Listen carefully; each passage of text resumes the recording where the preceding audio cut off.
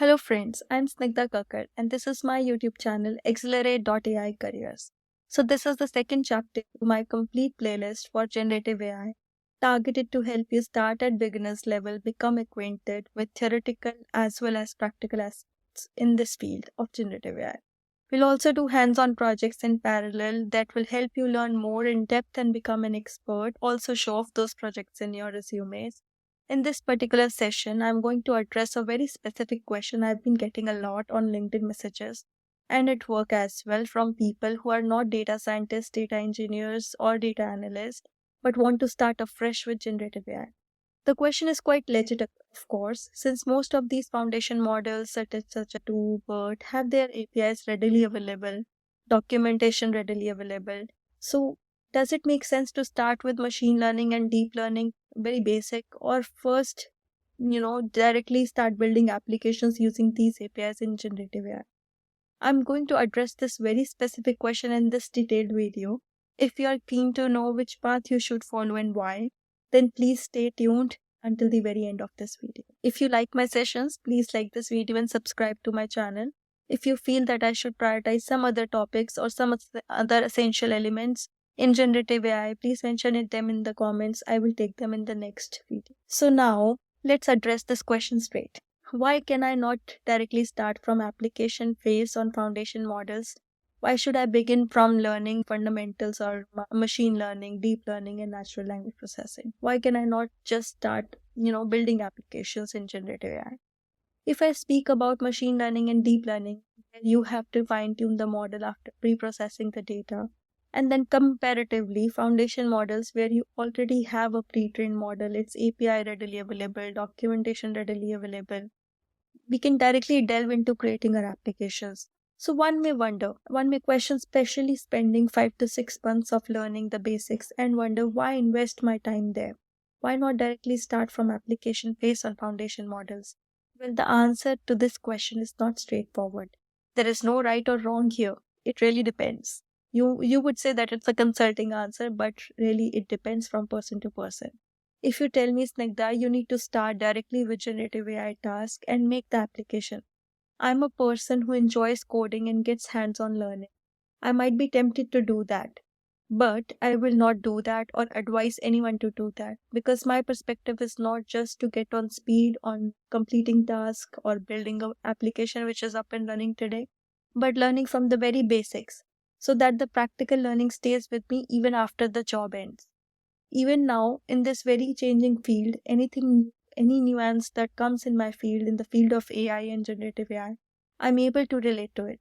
Where that is coming from, what is its origin, why the need arose for this, and how will it impact my industry, how will it impact my audience. This gives me the feeling to learn something new in a balanced manner and a confidence that I'm not just a jack of all the trades, but master of none. That one day when generative AI is no more a nuance, I might just be replaceable because my basic foundation is not that strong. And I can learn the next best thing easily as it comes. So, because I'm quite comfortable with the building blocks of these new technologies. Now, another question I'm getting is, does it really matter with respect to the interviews?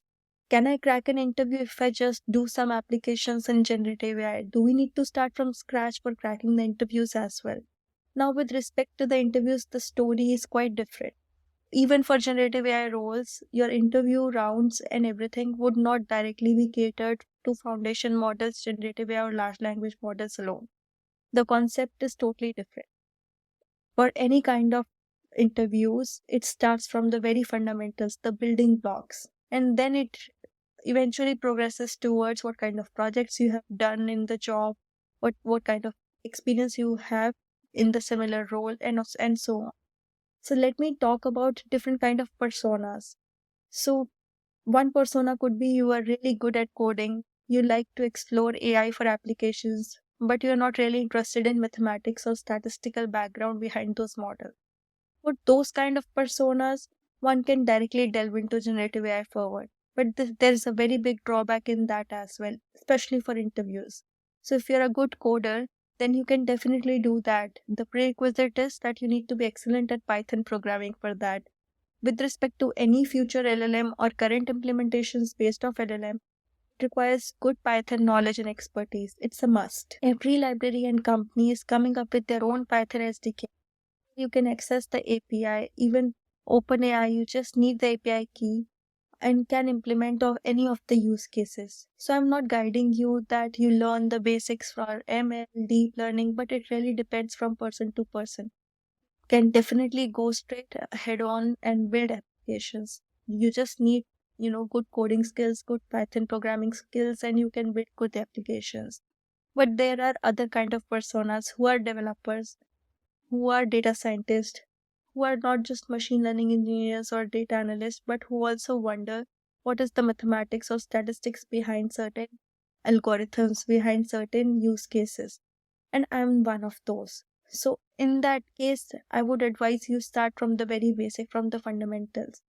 Now, when it comes to interviews, they don't directly ask you about APIs. They will ask you the fundamental building blocks. They will definitely ask you about projects you have done, but that is just a segment of the big interview, not its entirety.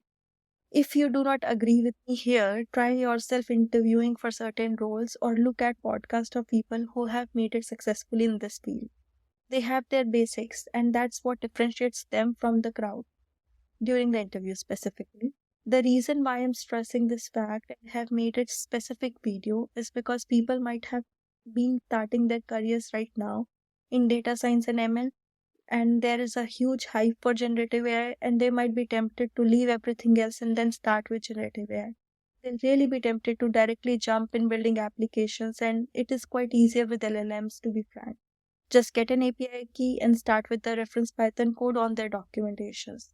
Will that just suffice to become a good data scientist? Will that help you clear the good interviews rounds you want to? Absolutely no. As the fundamentals are asked, and they're really important both for now during interviews as well as in future when the applications become more complex.